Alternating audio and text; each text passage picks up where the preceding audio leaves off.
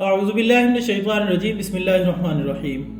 نولی factory کے معزز دوستو، السلام علیکم۔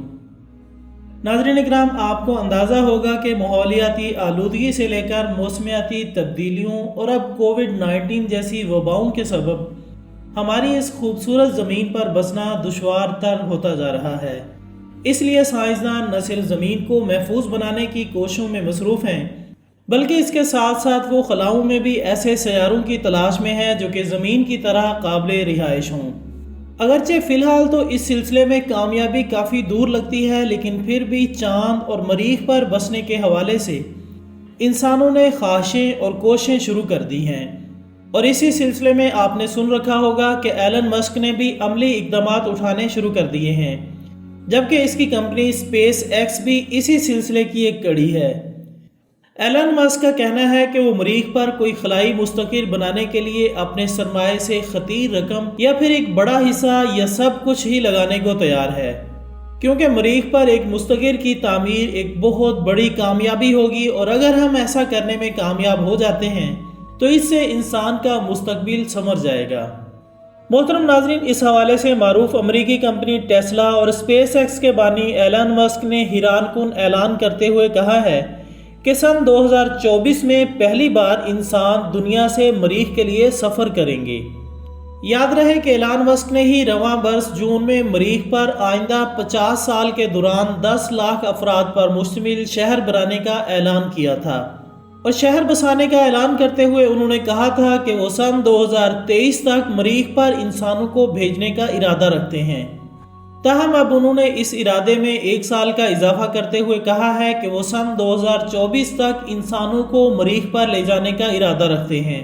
انہوں نے مزید کہا ہے کہ ان کی کمپنی مریخ پر انسانوں کو لے جانے کے لیے آئندہ برس بگ فلائنگ راکٹ BFR کی تیاری شروع کر دے گی۔ انہوں نے حیران کن انکشاف کرتے ہوئے کہا ہے کہ یہ مسافر بردار راکٹ نہ صرف مریخ پر جانے کے لیے اہل ہوگا، بلکہ یہ عام مسافر جہازوں کی طرح ایک سے دوسرے شہر کا سفر بھی کرے گا۔ ایلن مسک نے وضاحت کی کہ ان کی کمپنی کی جانب سے تیار کیا جانے والا BFR راکٹ نہ صرف امریکی خلائی ادارے ناسا کے مختلف راکٹ سے زیادہ بہتر ہوگا، بلکہ وہ کسی بھی مسافر جہاز سے بھی ایڈوانس ہوگا، اور اس راکٹ کی اونچائی 400 فٹ ہوگی جبکہ وہ 39 فٹ چوڑا ہوگا۔ اس جدید ترین راکٹ میں ایسی منفرد ٹیکنالوجی استعمال کی جائے گی جس کی مدد سے اس کی مریخ سے زمین پر جلد واپسی آسان اور بہتر ہوگی، جبکہ یہ راکٹ مسافر بردار جہاز کی طرح ایک سے دوسرے شہر بھی جا سکے گا۔ نہ صرف یہی بلکہ اس راکٹ کی رفتار اتنی تیز ہوگی کہ وہ ایک دوسرے کے قریبی شہروں تک صرف 1 منٹ کے دورانیے کے اندر پہنچ جائے گا۔ ناظرین، ماہرین کا خیال ہے کہ اسپیس ایکس جیسی کمپنی کا قیام دراصل عالمی طاقتوں اور خاص طور پر امریکہ کے خلائی ادارے سے مایوس ہو کر لایا گیا ہے۔ جیسا کہ ایلن مسک نے بھی BBC کو دیے گئے ایک انٹرویو میں کہا ہے کہ میں نے یہ کمپنی اس لیے قائم کی ہے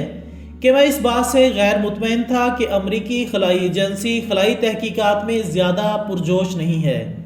اور اس کو اس سلسلے میں مستقبل کی انسانیت کے لیے کوئی خاص فکر نہیں۔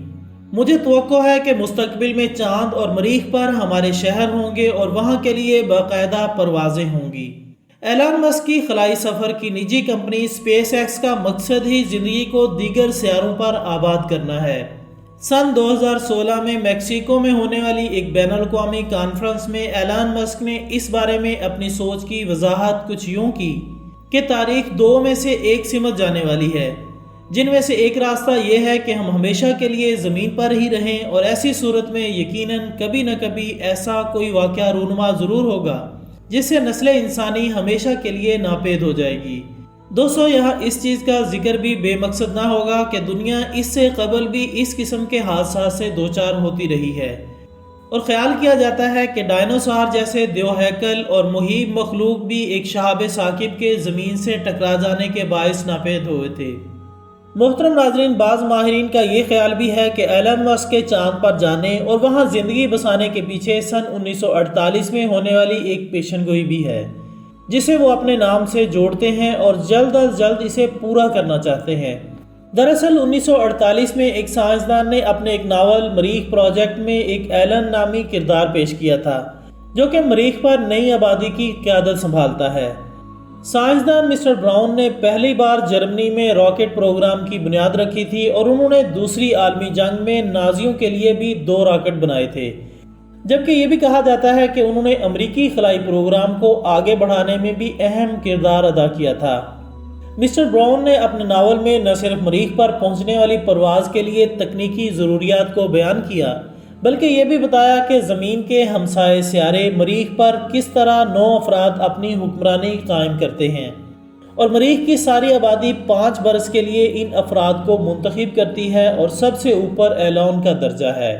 ناظرین، آپ کو بتاتے چلیں کہ دنیا کے امیر ترین لوگوں میں سے ایک یہ ارب پتی بزنس مین نہ صرف جدید ترین کاریں بنانے اور اس کے علاوہ انفراسٹرکچر جدید ترین سرنگیں بنانے والی کمپنی کا بھی مالک ہے۔ پے پال، ٹیسلا اور اسپیس ایکس کے بانی ایلان مسک کے مداح یہی سمجھتے ہیں کہ اس ناول میں جس اعلان کا ذکر کیا گیا تھا وہ ایلان مسک ہی ہے، کیونکہ یہ ارب پتی بزنس مین مریخ پر جانا بھی چاہتا ہے اور اس نے اپنی نجی خلائی کمپنی اسپیس ایکس کے ذریعے ایسی راکٹ ٹیکنالوجی بھی تیار کی ہے جو کہ ممکنہ طور پر مریخ پر پہلی انسانی لینڈنگ میں استعمال ہوگی۔ مسٹر براؤن کے ناول کی اشاعت کے تقریباً 20 سال بعد پہلی مرتبہ انسان نے چاند پر قدم رکھا تھا، جبکہ ناول میں مریخ پروجیکٹ کا آغاز سن 1965 میں ہوتا ہے اور مجموعی طور پر 10 خلائی جہاز مریخ کی جانب روانہ ہوتے ہیں، جن میں سے 7 خلائی جہازوں پر 70 افراد سوار ہوتے ہیں جبکہ 3 پر عام ضرورت کا سامان رکھا ہوتا ہے۔ ناظرین، مسٹر براؤن نے اپنے سائنسی علم کو استعمال میں لاتے ہوئے آج کے مریخ مشن کے حوالے سے مرکزی خیالات کی بنیاد رکھی۔ اس ناول کے برعکس آج ایک حقیقی ایلان مسک موجود ہے جو کہ مریخ کی تسخیر کے لیے کمر بستہ ہے۔ معزز ناظرین، بظاہر دنیا میں مطالعے کا رجحان کم ہوتا دکھائی دے رہا ہے، لیکن کہا جاتا ہے کہ ایلان مسک بچپن سے ہی کتابیں پڑھنے کا بہت شوقین ہے، بلکہ آج بھی وہ جو کچھ کر رہے ہیں یا سوچ رہے ہیں ان کی توجیہ بھی وہ کتابوں سے ہی کرتے ہیں۔ اور آج اگر ایلن مسک کار مینوفیکچرنگ میں انقلابی تبدیلیاں چاہتے ہیں یا مریخ میں کالونیاں قائم کرنا چاہتے ہیں، ویکیوم ٹنل میں فاسٹ ٹرین چلانے کے خواہش مند ہیں یا دنیا کو شمسی توانائی سے چلانا چاہتے ہیں، تو یہ تمام خواہشیں، خواب اور خیالات کتابوں اور رسالوں کی ہی دین ہے، جن کو وہ آج حقیقی زندگی میں پورا کرنا چاہتے ہیں اور اس مقصد میں وہ کسی حد تک کامیاب بھی ہو رہے ہیں۔ دوستو، ایلن مسک کی تمام خواہشیں، خواب اور خیالات اپنی جگہ پر، لیکن اس وقت بنی نوع انسان کو بھی یہ سمجھ لینا ہوگا کہ یہ سیارہ ہمارے گھر جیسا ہی ہے۔